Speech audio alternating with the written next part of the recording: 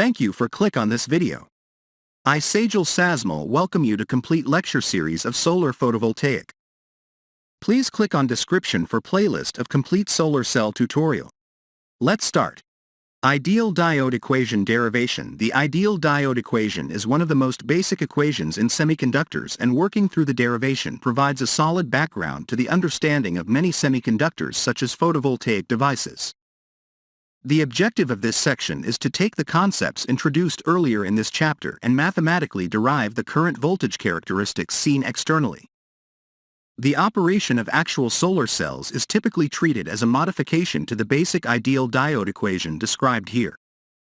The derivation of the ideal diode equation is covered in many textbooks. The treatment here is particularly applicable to photovoltaics and uses the concepts introduced earlier in this chapter. For simplicity, we also assume that one-dimensional derivation, but the concepts can be extended to two- and three-dimensional notation and devices. The objective is to determine the current as a function of voltage, and the basic steps are: solve for properties in depletion region, solve for carrier concentrations and currents in quasi-neutral regions, find total current. At the end of the section there are worked examples. Semiconductors are analyzed under three conditions: thermal equilibrium, where the device is in the dark and no voltage is applied to the terminals. This step is important as it describes the basic band diagram. Steady state, where a constant voltage or light intensity is applied to the device.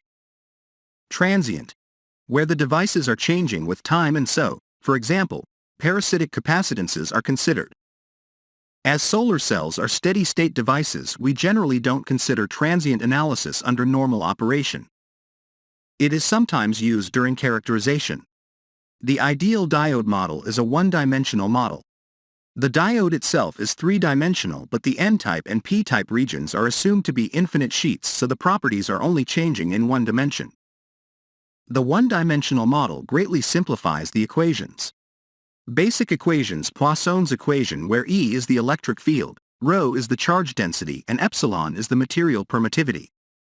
This equation gives the basic relationship between charge and electric field strength. In semiconductors, we divide the charge up into four components: hole density, P, electron density, N, acceptor atom density, Na, and donor atom density, Nd. For the ideal diode derivation, Na is assumed constant in the P region and 0 in the N region. Similarly, Nd is assumed constant in the N region and 0 in the P region. Transport equations, where Jn is the electron current density, μn is the electron mobility, and Dn is the electron diffusivity. Similarly, Jp is the hole current density, μp is the hole mobility, and dp is the hole diffusivity. Q is the electronic charge, and E is the electric field. Note that in this section we use E and interchangeably for the electric field. It's a mistake, and we should be consistent and stick to E. The transport equations describe how carriers move, i.e. the flow of carriers or current. It's easier to use the current density, J, in A per square centimeter rather than the absolute current, I, in A, since we are not concerned with the area of the device. I equals J times area, and for a 1 square centimeter device, J and I are equal.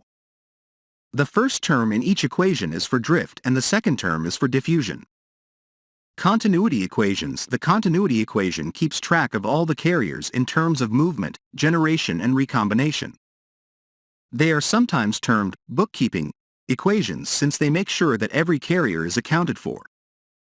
General conditions, where U is the recombination rate and G is the generation rate. Solar cells operate in steady state, and we are not concerned with transients or switching times.